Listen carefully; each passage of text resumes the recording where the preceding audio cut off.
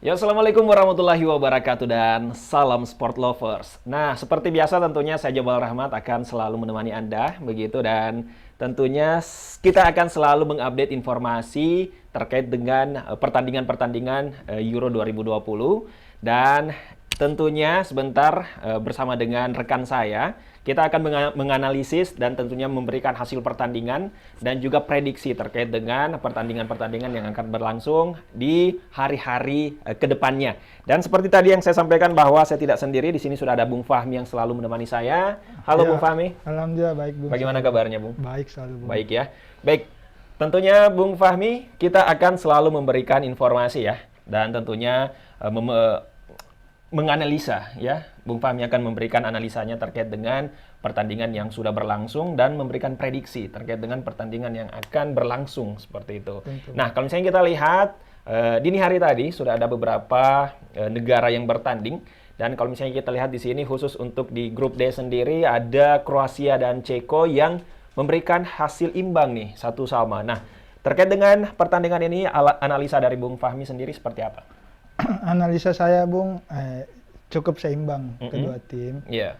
Karena terbukti dengan ball possession yang 50% 50% membuat laga ini memang layak berhasil dengan hasil yang imbang walaupun gol Ceko lewat penalti Bung. Iya, tapi Dan kalau misalnya dilihat dari permainan ya, betul-betul seimbang ya dari awal sampai akhir ya. Seimbang dengan total attempts yang sama 11 sama kedua juga. tim membuktikan bahwasanya jual beli serangan terjadi sepanjang laga. Iya. Dan ini memang membuktikan bahwasanya kedua tim membutuhkan poin Iya. untuk bisa lolos ke babak 16 besar. Oke, baik. Kalau misalnya memang kita lihat sesuai dengan analisa Bung Fahmi, memang kedua negara ini mempunyai kekuatan yang sama ya. Ball position pun sama ya, seperti itu 50-50 ya. Oke, baik. Sekarang kita ke pertandingan selanjutnya Bung Fahmi, di mana di grup E seperti itu. Masih di grup D ya. Ya. Ada negara Inggris dan juga Skotlandia yang memberikan hasil imbang 0-0. Nah, terkait dengan pertandingan ini analisanya Bung Fahmi seperti apa nih? Inggris tentu dari materi pemain lebih unggul, Iya. tetapi kurangnya kreativitas yang membuat dan kurangnya keberuntungan membuat hasil ini berakhir imbang 0-0. Tapi dari segi possession Inggris lebih unggul. Lebih unggul Dengan gitu materi ya? pemainnya ada Sterling dan lain sebagainya di dalamnya membuat Inggris sebenarnya harusnya bisa memetik angka 3 poin atau hasil imbang tidak cukup bagi Inggris sebenarnya. Oke, ya, dan tentunya ini cukup disayangkan juga ya, karena kalau misalnya kita lihat dari komposisi pemain, tentunya Inggris lebih diunggulkan begitu ya. Iya. Tetapi ternyata hasil yang didapatkan dari pertandingan dini hari tadi itu memberikan sedikit kekecewaan, meskipun tidak sampai kalah, karena kalau kalah mungkin wah itu parah ya. Iya. Artinya banyak yang merasa bahwa memang Inggris performanya semakin buruk begitu ya, menurun seperti itu. Oke, baik, kita ke pertandingan selanjutnya. Hasil pertandingan di mana memang kalau misalnya kita lihat di pertandingan ketiga dini hari tadi, kita melihat di mana ada ya. Oke, ini adalah klasmen ya. Ya. Klasmen sementara untuk grup D di mana Republik Ceko masih menjadi pemuncak klasmen dengan 4 poin. Sementara untuk Inggris juga memiliki poin yang sama, hanya selisih gol saja. Mungkin efek dari imbangnya itu tadi ya. Jadi grup D tadi malam bermain imbang semuanya, Bung. Ya, dan tentunya untuk klasmen yang ketiga dan keempat masih dihuni oleh Kroasia dan Skotlandia dengan poin yang sama yaitu 1. Penentuan siapa yang lolos di grup D ini akan ditentukan di laga terakhir tentunya. Ya, karena semuanya masih bisa ya. Masih bisa. Semua masih berpotensi. berpeluang. Siapa yang mengalami kekalahan Betul. di laga terakhir maka akan angkat koper lebih dulu dari pagelaran. Nah, tentunya ini nantinya juga akan menjadi warning begitu untuk setiap negara yang ada di grup D biar bisa lebih maksimal lagi di laga terakhirnya. Tentu. Nah, sementara untuk di hasil pertandingan di grup E sendiri, kalau misalnya kita lihat di sini ada Swedia dan Slovakia yang berhasil dimenangkan oleh Swedia 1-0 ya. Kalau misalnya terkait dengan analisa Bung Fahmi dengan pertandingan yang ini itu seperti apa? Laga Swedia antara Slovakia secara ball possession dimenangkan oleh Slovakia. Dengan tertinggalnya, walaupun di akhir 10 menit terakhir atau 15 menit terakhir baru tertinggal, Slovakia terus mencoba melakukan penetrasi ke jantung pertahanan oleh Swedia. Terbukti bahwasanya beberapa kali attempts yang dilakukan oleh Slovakia itu bisa di-intercept dengan baik oleh back Swedia. Dan penalti ini pun memang layak sebagai penalti karena penjaga gawang Slovakia melanggar pemain depan dari Swedia ya. Dan memang terbukti melakukan pelanggaran. Dan kalau misalnya kita lihat memang hadiah titik putih begitu sangat layak didapatkan begitu ya. Di era sekarang ini Bung sulit pemain bisa menyembunyikan pelanggaran mereka karena adanya VAR. Betul, ada VAR ya, dan tentunya kalau ada kekeliruan dari wasit biasanya langsung ada asisten ya dari VAR yang memantau VAR pasti akan memberitahukan lewat headphone tentunya dan akan wasit disuruh membuktikan lewat video asisten referee. Berarti terkait dengan diving itu mungkin akan sedikit atau bahkan bisa ditiadakan begitu ya. Yang merupakan salah satu senjata yang sering juga digunakan oleh para pemain untuk mengulur waktu dan lain sebagainya yang merugikan lawan.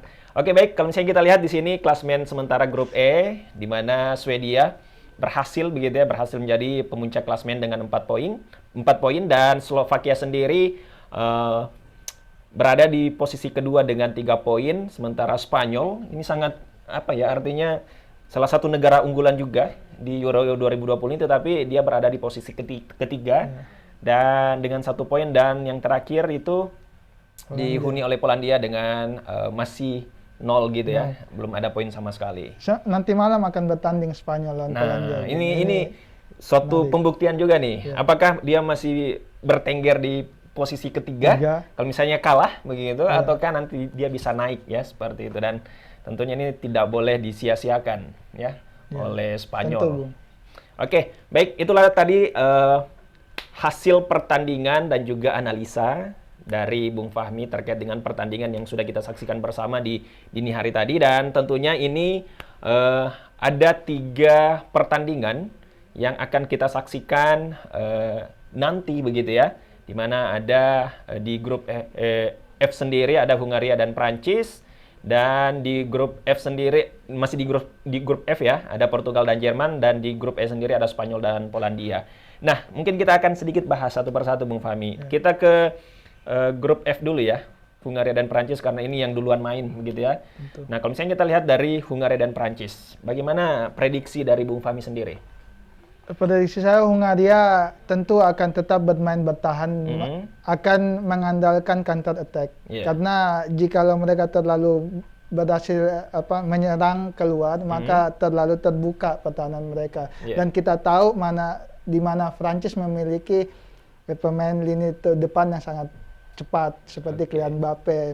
Ada juga Karim Benzema yang bisa memantulkan bola dan sebagai pengeksekusi bola, Bung. Ini sangat berbahaya tentunya. Dan tentunya kalau Prancis ingin memastikan diri masuk ke babak selanjutnya, otomatis dia harus memenangkan pertandingan ini ya. Tentu. Dan kalau misalnya memang dia berhasil, berarti sudah dipastikan begitu ya untuk lolos ke 16 besar. Oke, baik. Dan tentunya juga Hungaria tidak mau pulang lebih dulu, Bung. Karena kalau misalnya dia kalah, berarti itu sangat disayangkan sekali ya. Dia harus pulang begitu, karena sudah 2 kali ya. 2 kali mengalami kekalahan kalau misalnya kalah juga nanti nih. Oke, baik, kita ke pertandingan selanjutnya. Ya, tentunya masih di grup F juga, di mana di sini ada Portugal dan Jerman. Nah, ini menarik. Ya, menarik karena Jerman kalah di pertandingan pertama, dan Portugal juga pasti akan ngotot memenangkan pertandingan untuk memastikan diri. Nah, kira-kira prediksi Bung Fahmi terkait dengan 2 negara yang akan bertanding ini antara Portugal dan Jerman seperti apa? Terlihat sekali Jerman tidak mengandalkan pemain depan yang murni, striker murni tidak. Terbukti dengan dipakainya di laga pertama melawan Prancis, Thomas Muller, kemungkinan mereka akan kembali memakai strategi false nine di depan. Jadi memakai gelandang sebagai pengatur serangan, bahkan pemantul bola, pencari ruang kosong untuk bisa pemain lain untuk bisa mengeksekusi bola ke gawang Portugal. Tapi kita tidak bisa pungkiri juga bahwasanya Portugal memiliki sayap yang cepat yang dimotori oleh Cristiano Ronaldo. Iya. Dengan terbukti di matchday pertama Ronaldo sendiri mencetak 2 gol walaupun salah satunya lewat titik putih. Iya, titik putih, Tapi ya. gol yang kedua ini murni dari skill individu Betul. yang luar biasa dari Iya, Ronaldo. berarti memang dia menunjukkan bahwa sebagai mega bintang itu betul-betul ditunjukkan ya di Iya, pertandingan betul. pertama waktu menang di pertandingan pertama kemarin. Nah, kalau misalnya kita lihat di pertandingan ketiga, ya, kalau misalnya kita lihat di sini ada Spanyol dan Polandia, di mana memang seperti yang disampaikan oleh Bung Fahmi bahwa Spanyol harus menang begitu ya supaya dia bisa berpeluang begitu masuk ke 16 besar, karena kalau kalah atau bahkan imbang kayaknya agak susah begitu ya. Agak susah untuk bisa melaju ke babak selanjutnya. Nah, terkait dengan kedua negara ini, prediksi Bung Fahmi seperti apa nih? Spanyol tentu masih tetap kokoh di lapangan tengah dengan adanya Thiago Alcantara, Koke, Iya. bahkan Rodri pemain Manchester City di situ. Jelas lapangan tengahnya lebih bisa, saya rasa bisa untuk mengintercept lapangan tengah dari Polandia. Tapi tidak bisa dipungkiri walaupun Polandia memiliki striker seperti Robert Lewandowski, dia memang lebih handal di Bayern Munchen, tapi di Polandia sendiri belum terbukti.